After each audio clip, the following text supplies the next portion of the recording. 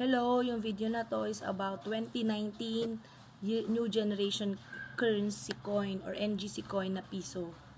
So, makikita nyo na ito yung nagsisirculate ngayon na bagong piso sa atin. Yung year 2019 na may low mint mark at yung year 2019 na may high mint mark. So, alin sa dalawa ang mas kinokolekt? Ito po yon, yung may low mint mark. Kasi yung may high mint mark, common na siya. Medyo madami ako nakikitang ganito kumpara po dito. Ngayon po, yung coin po na ipapakita ko ang isa ay yung tulad nito, pero error coin nito. Yung coin na to is normal coin, pero yung papakita ko is yung error coin niya. Yan. Year 2019 po ito, pero may low mint mark siya. So, anong error to? Ito yata yung tinatawag na struck through grease error. Yan. Harap at likod po may error siya. Ayan o. Yan. May strike error pa dyan.